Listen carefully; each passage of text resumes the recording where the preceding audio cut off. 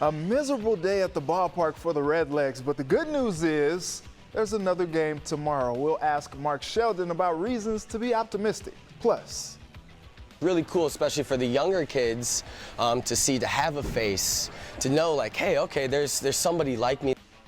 raising the bar, why the chance to compete in college means so much more to a recent Mason graduate. 2 up, 2 down for FC Cincinnati. Laurel Pfahler will tell us if she sees playoffs, yes, playoffs, in the future after Saturday's win. From WCPO 9 Sports, this is Sports of All Sorts.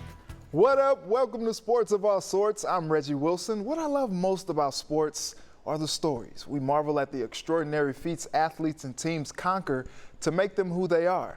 There's greatness inside all of us, and we get a front row seat to that greatness during every sporting event. We're uplifted, inspired, and proud of who we root for. We got a story featuring a young athlete who is definitely worth rooting for coming up later in the show.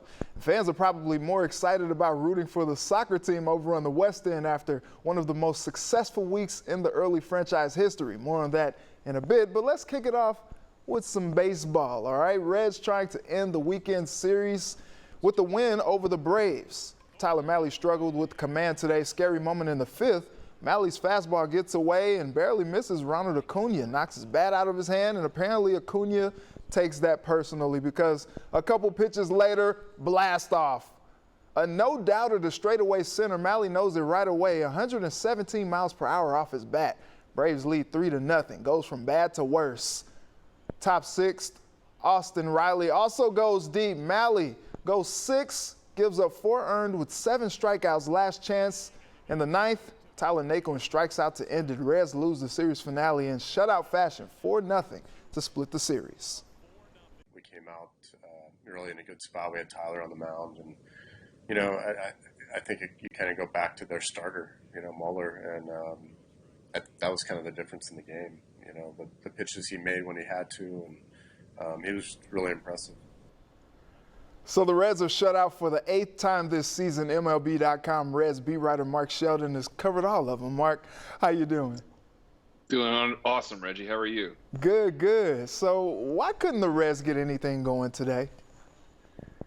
Yeah, honestly, it was really just a very effective rookie left-handed pitcher, and he was better than Tyler Mahle in the lineup today. The lineup has been doing pretty well of late. They haven't been struggling. They've been having some good key hits, but today there just was nothing doing. And it's unfortunate for the Reds because they held the Braves to 11 runs for 4 games and still have to settle for a series split. Tough. And you mentioned Tyler Mahle. Usually he gives the Reds confidence. Manager David Bell talked about that after the game. He's been one of the team's most reliable starters. Just a bad day for him or a reason to be concerned about his performance? Not yet be concerned. He's had back-to-back kind of subpar outings. His previous one in Minnesota was only 4 innings, and he pitched 93 pitches, and that wasn't that great either. This one, he kept them in the game. It wasn't like he got obliterated. 4 runs, 6 hits, 2 solo homers.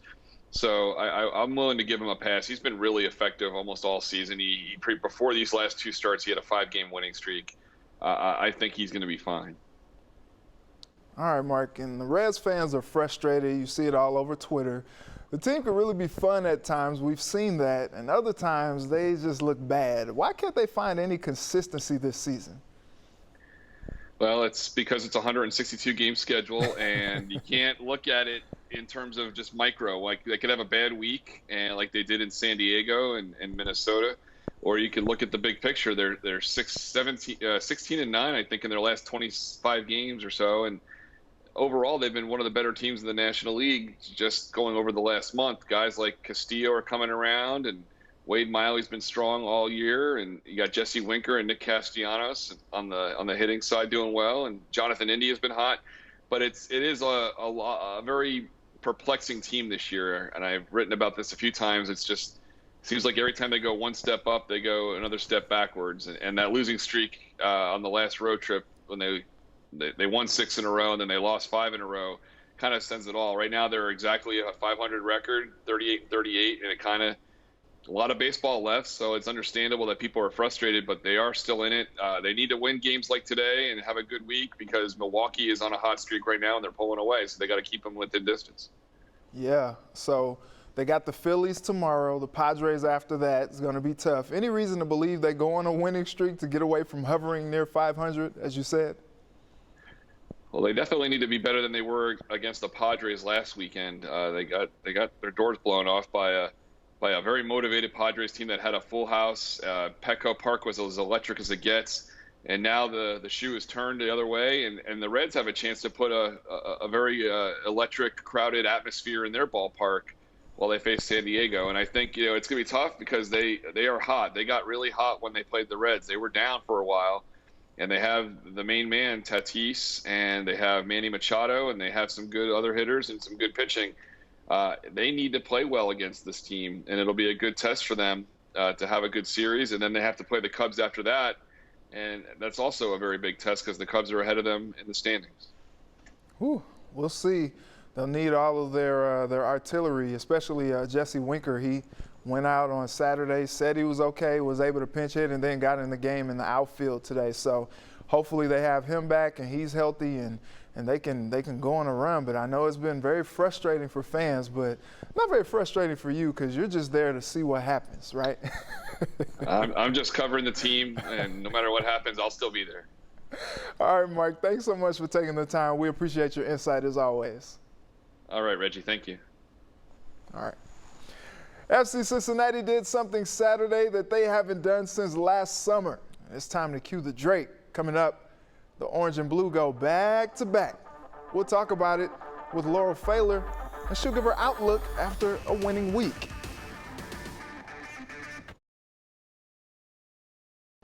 FC Cincinnati on the road in Orlando Saturday, taking on Toronto, going for back-to-back wins for the first time since the 2020 bubble. Didn't take long to get on the board.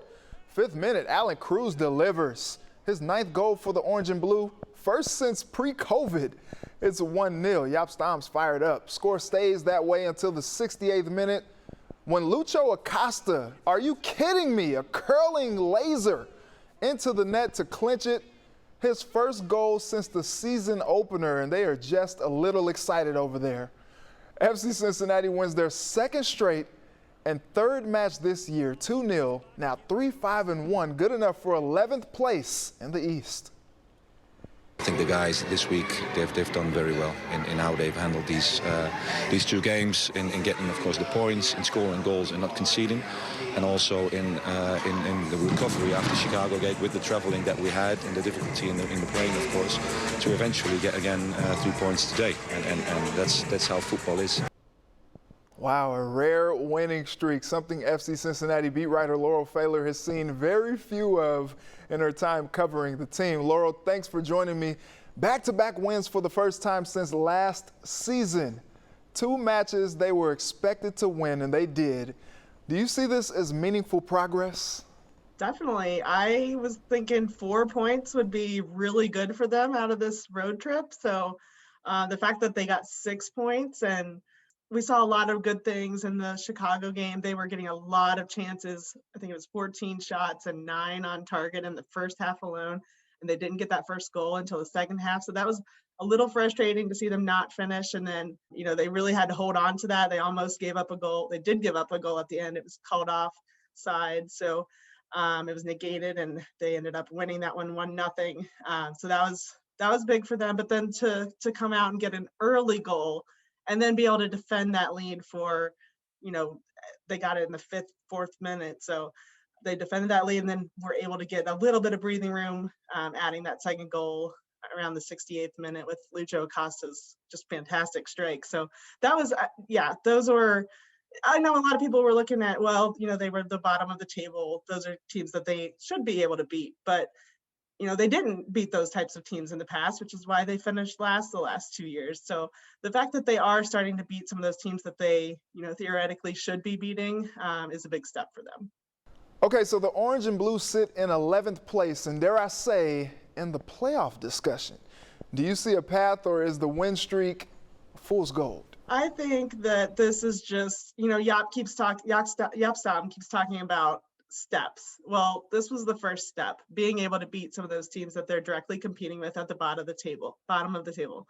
So now they're trying to build consistency, and that's the next step. He doesn't want to, talk about where they are in the table at this point. And he does not want people to start talking about the playoffs. Actually, he specifically said that last night. Like, fans should not assume, oh, here we go, we're going to make the playoffs now. Like, this is a big step, but they still have steps to make. So that's what they're really focusing on. Now they face another road trip, and they're going to be missing a couple guys who are going off to the Gold Cup, with Alan Cruz and Ronald Matarrita actually having to leave Monday to join the Costa Rican national team. So that's 2 starters they're going to be missing, and they're going to be on the road again. It is tough to win on the road. So he doesn't want people to get too excited and think, well, now they should beat Houston and that's an automatic win as well. So they've got to keep fighting for these points, especially on the road.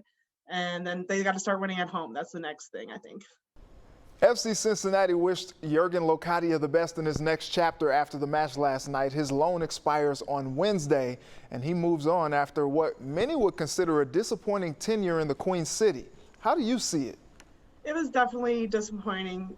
I think it was disappointing for Locadia. It was disappointing for the club. The thing that was most disappointing, besides, they brought him in as a goal scorer. He ended up with 3 goals in 26 matches or so. That was not expected. They thought he'd be producing a lot more than that.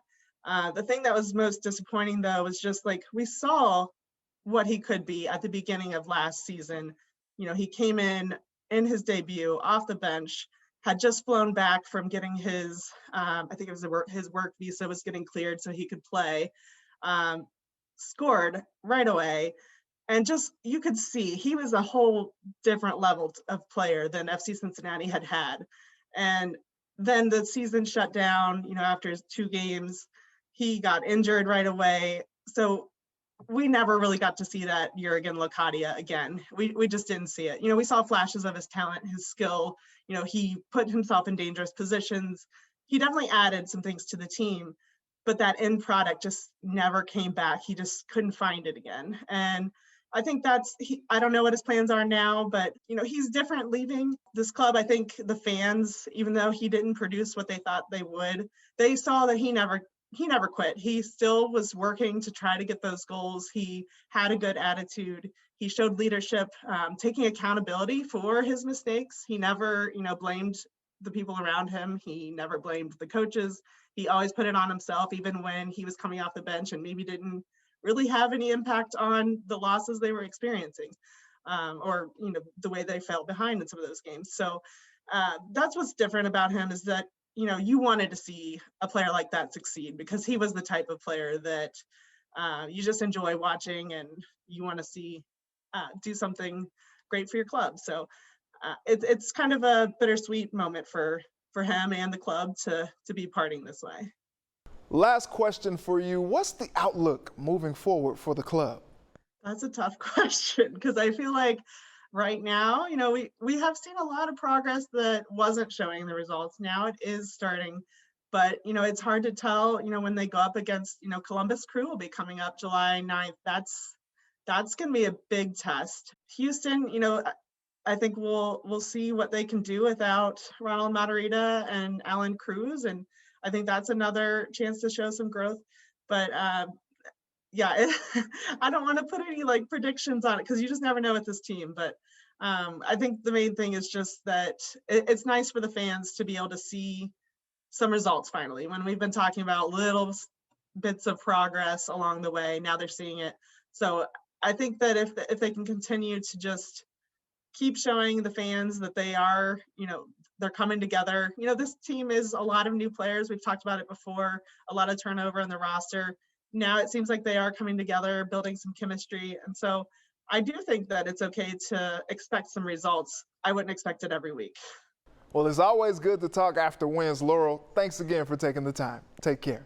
Thank you. And I'm glad we could talk about 2 wins in a row. That's rare. Very much so. So now I want to hear from you. After FC Cincinnati's winning week, do you see them making the playoffs in 2021? Yes, I'm asking. Tweet me at Reggie Wilson TV and make sure to use the hashtag SOAS. College athletes getting paid for their likeness, the curveball that could cause a bipartisan bill allowing just that to strike out.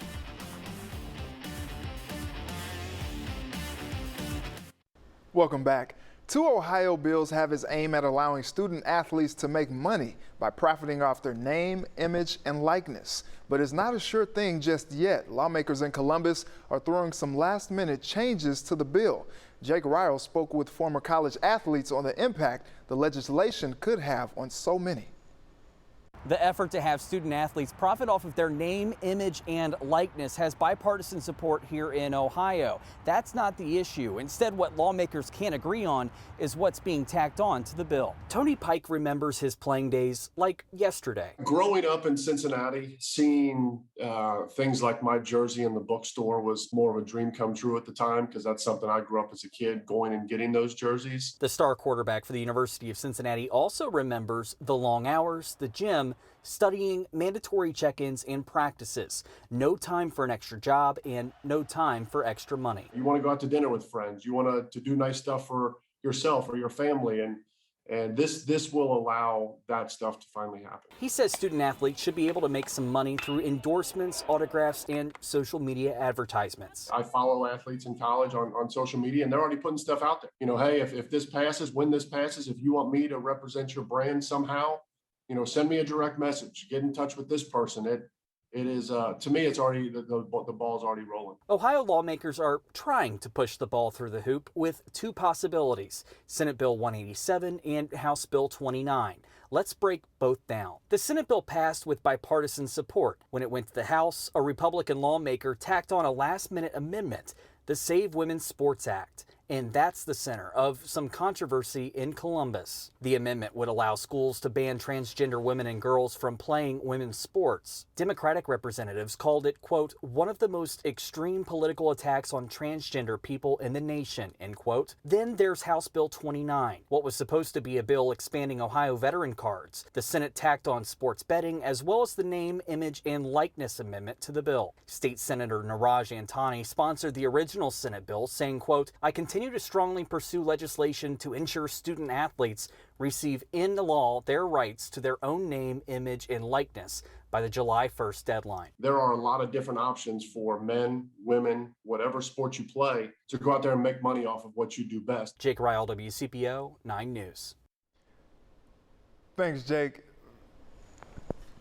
Thanks, Jake. Very layered story, been talked about for years. Interested to see what happens. Let's switch gears. One local athlete is headed to the Naval Academy to represent the red, white, and blue as a gymnast. Keena Singleton has the story of a recent Mason grad and the weight he carries when competing. It's a short walk up the stairs to the metal bar. It bends in R.J. Spears' hands. Yet, the recent Mason graduate felt as if he were the one carrying all the weight. Over the years, it was kind of subconsciously getting to me.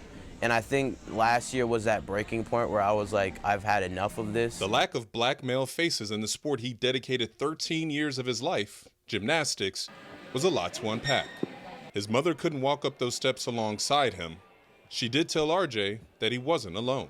You're experiencing now is going to be something that somebody else is going to look at and say, you know what, he overcame this, so I can overcome this. And I said, this experience is not for you.